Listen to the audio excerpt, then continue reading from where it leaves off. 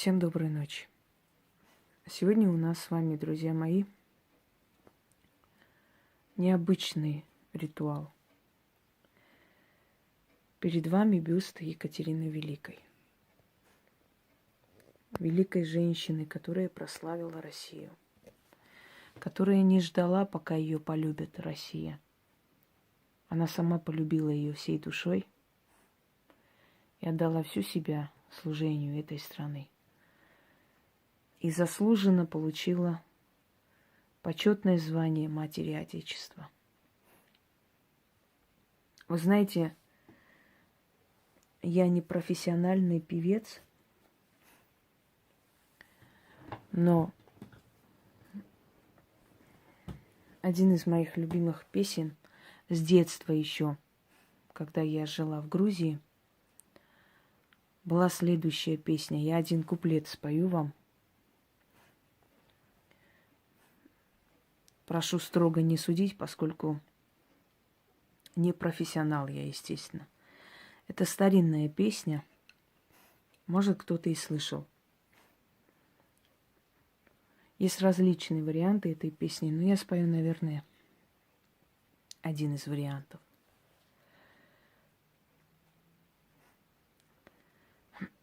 Маленький куплет. Вступительный. Что-то мне не спится, что-то грустно мне. Екатерина II вдруг приснилась мне. Катя, Катерина, ты меня прости. Ты ж царица мира и всея Руси. Катя, Катерина, жар твоей любви, может быть, гуляет и в моей крови. Катя, Катерина, ты меня прости. Ты ж царица мира и всея Руси.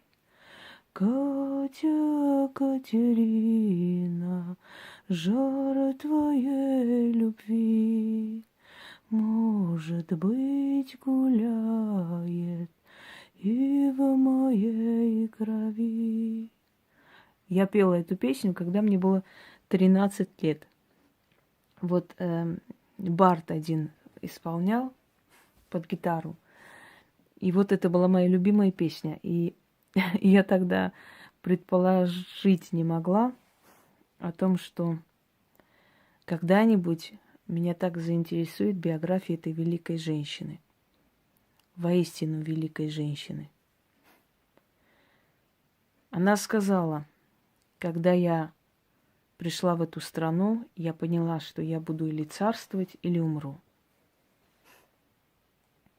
София Августа Фредерика Ангальцербская. Из очень бедного княжества,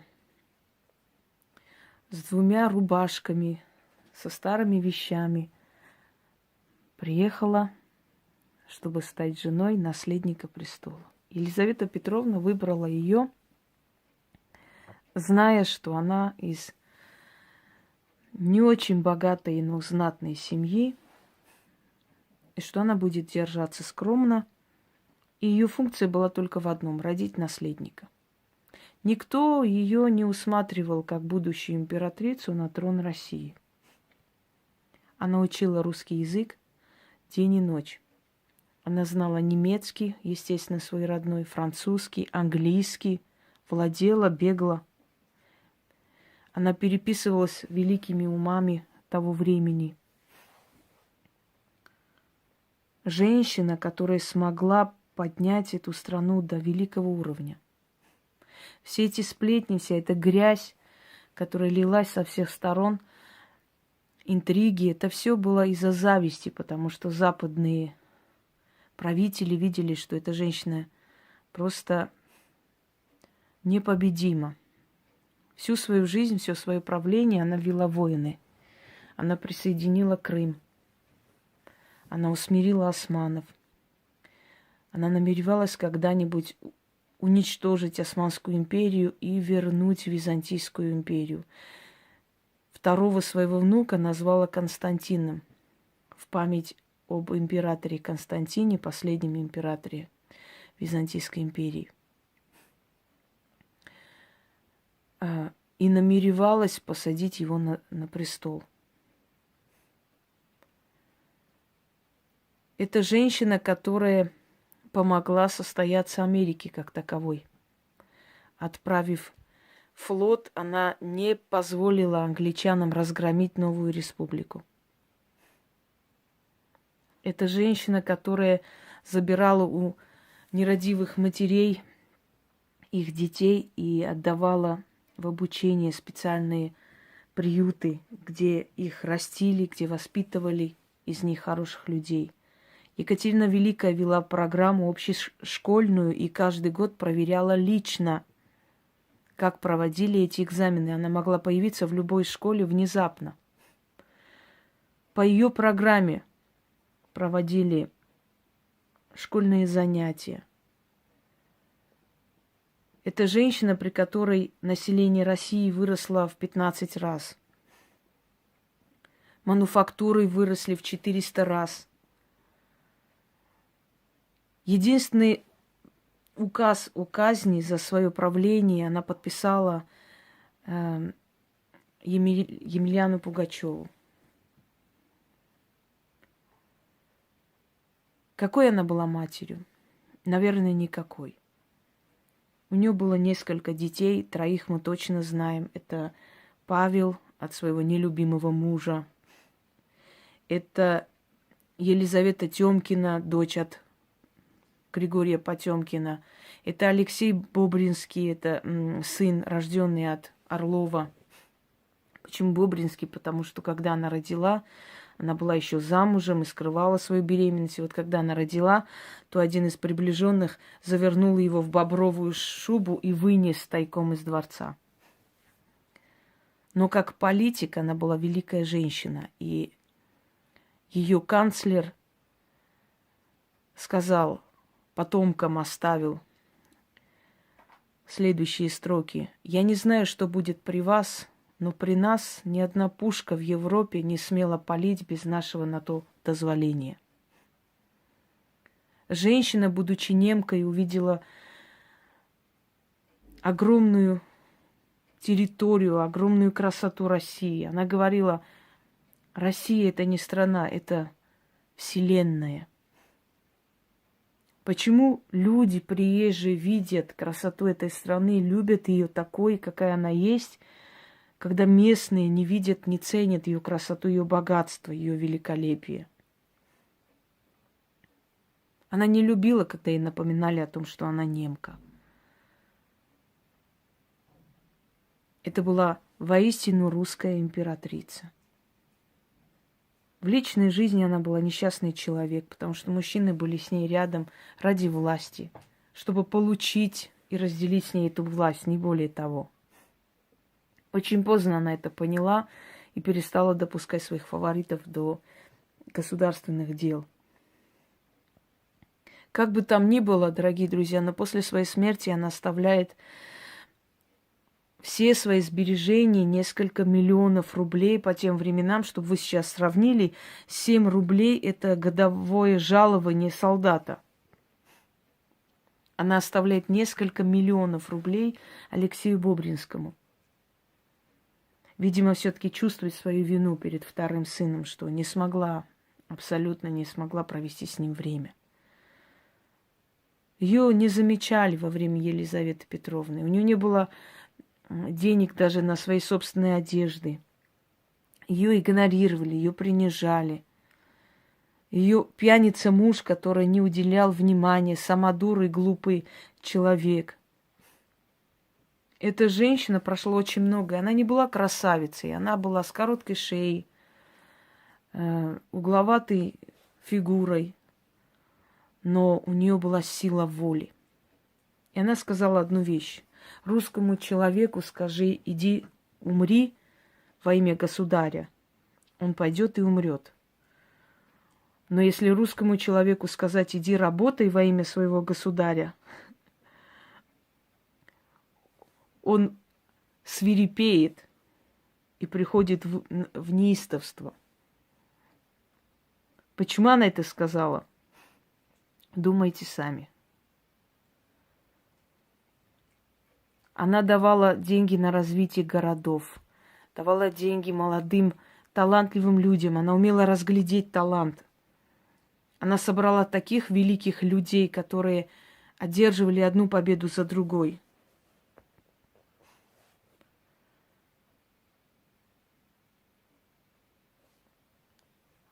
Она была одной целой для всех. Не отделяла абсолютно ни верований, ни людей. Однажды, когда вышли татары ее приветствовать своими причудливыми песнями, и придворные дамы из Петербурга посмеялись, она разозлилась на них и сказала: не смейте унижать моих подданных. Вы должны их уважать и любить такими, какие они есть. Эта женщина утром вставала и снисходительно ждала, пока слуги зайдут к ней. Невзирая на ее могущество, более могущественной женщины ее времени не существовало, она была снисходительна. Она сама себе готовила кофе, сама топила камин. Когда притягивала руку для поцелуя, отдавала левую руку. И у нее спрашивали, она говорила: дело в том, что я нюхаю табак, и моя рука пахнет табаком, и не каждому это приятно. Деликатность ее, человеколюбие. Когда она своей слуге, служанке, калмычке, которую лично окрестила, и та служила у нее, говорила: эх, детонька моя, ты думаешь, все будут такие вот добрые, как твоя Екатерина? Нет уж, муж твой тебя будет колотить, если ты так поздно будешь вставать. Сама лично занималась вопросами. И поражались люди ее работоспособности. Она еще в 60 лет писала в дневнике: я работаю как лошадь. И вот только работоспособность сделала свое дело, когда она расширила свои угодья, когда собрала в России все великолепие, когда открывала заводы фарфора, когда при ней наука процветала. Не зря же ее век назвали век Золотой Екатерины. За одну лекцию рассказать все, что эта женщина сделала для нашей страны, нереально и невозможно. Это безумная любовь и желание всем угодить, всем помогать. Эти реформы, это разделение по губерниям. Когда умерла Елизавета Петровна, она пошла в Сенат после своего воцарения, естественно. Оказалось, что в Сенате, в Верховном Сенате нет даже карты России. Она разозлилась и заказала за свой счет эту карту. Но при ней все было как положено. Очень, очень многое можно рассказать об этой великой женщине и о ее великом путешествии по всей России, когда ее сани везли 400 лошадей, и это были огромные сани, в которых было 4 комнаты, спальни. Она говорила: если я в день не напишу хоть несколько листов, этот день для меня пропал. Она запрещала эти все гулянки, эти все пьянки, как при других царицах во дворе. В дворце, извиняюсь, после 22 ночи все прекращалось. Она шла доделывать свои дела и ложилась спать. До конца своей жизни просыпалась в 6 утра. И только когда родились внуки, сделала исключение по возрасту, и тяжело ей было вставать. Она начала вставать в 7 утра. И вот так 34 года. И мы должны гордиться ею и не верить грязным, глупым слухам, которые распространяли люди, завидуя нам, что у нас была такая царица. И слава ей, и благодарность, и низкий поклон за все, что она сделала для России. Потому что все, что она сделала, до сих пор фундамент, основа, которую она поставила, до сих пор служит нам. Очень многое в законодательстве создано Екатериной Великой. Вы можете себе представить, что кроме того, что она правила, она еще вела журналы, она еще вела газеты. Она была редактором газет, который читал весь народ. Она была законодательницей, написала много томов, написала мемуары, написала вплоть до начала рождения ребенка, работа повитух и всю программу школьную, всю программу гимназии сама. Она говорила: я, наверное, умру от притворства пера. Она написала 3 оперы, писала пьесы, рассказы. И с великим почтением относилась к своей властной свекрови, которая к ней никак не относилась и очень много мучила ее. Она с великим почтением к ней относилась, к ее памяти. Писала о ней нежно, хотя и описывала некоторые ее нехорошие стороны, но в любом случае она с очень большим почтением к ней относилась. Как в ней помещалась такой ум, такая мудрость, терпеливость, такая деликатность, когда она голос не повышала на своих слуг. Ее все любили. Ее не боялись. И в конце она пишет Дидро: «Если мой век боялся меня, то очень зря. Единственное, что я хотела в этой жизни, это счастье своим подданным. И счастье той стране, которая стала моей родиной». Давайте поклонимся этой великой женщине, поблагодарим ее душу за то, что она вообще была в нашей истории. Не у каждой страны была Екатерина Великая. Не каждый народ удостоился такой великой правительницы, и она достойна этой славы и этого почета. Хочу вам сказать, дорогие друзья, что этот ритуал могут совершить люди, которые уверены, которые не боятся. Можно ли держать ее бюст дома? Можно, но учтите, что вообще статуя, любая статуя – это память. А память забирает определенную энергию. Вы готовы отдать энергию этой статуе? Если готовы, можно держать. Это ритуал для лидеров, для сильных людей. Души людей, которые правили, которые были величайшие правители, они правят по сей день в тех странах, в которых вы находитесь.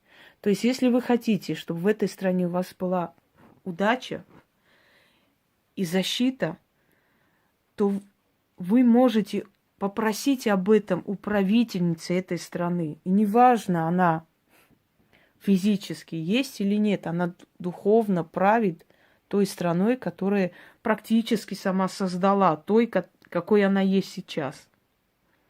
И поэтому это весьма серьезный ритуал.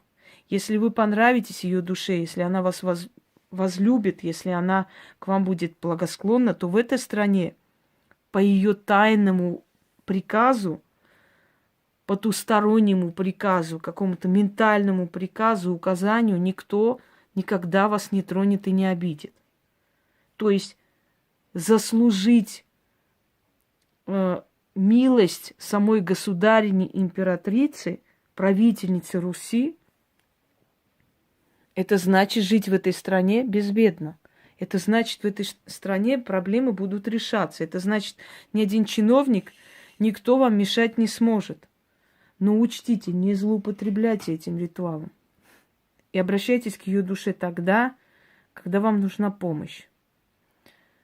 Сначала начитайте то, что я говорю, 7 раз, а в конце попросите ее о помощи. И если вы ей понравитесь, она вам поможет. Хочу вам сказать, Екатерина Великая не переносила тунеядцев, бесполезных людей, людей, которые завистливые и не любили работать и создавать что-либо. Поэтому учтите, если вы работаете, если вы человек, стремившийся к хорошему, то можете быть уверены, что она вам поможет в вашем деле. Потому что она как раз таких людей очень любила и уважала.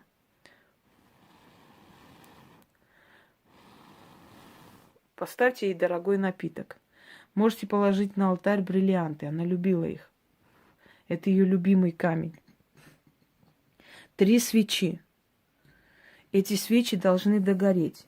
Бюст вам не обязателен. Я уже сказала, к чему обязывает бюст великих людей.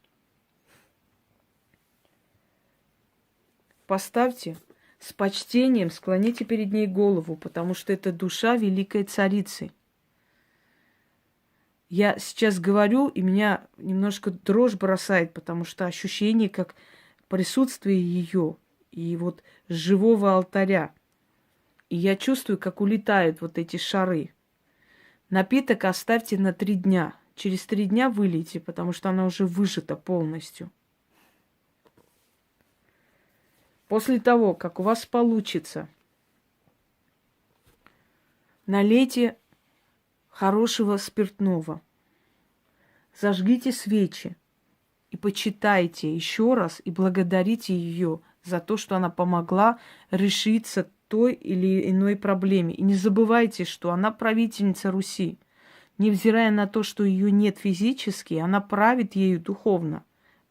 И еще раз говорю, она способна заставить на уровне подсознательном любого, кто препятствует вам, открыть вашу дорогу.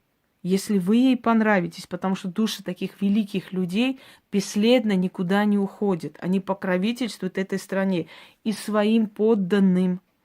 Вы ее подданные, потому что вы здесь живете.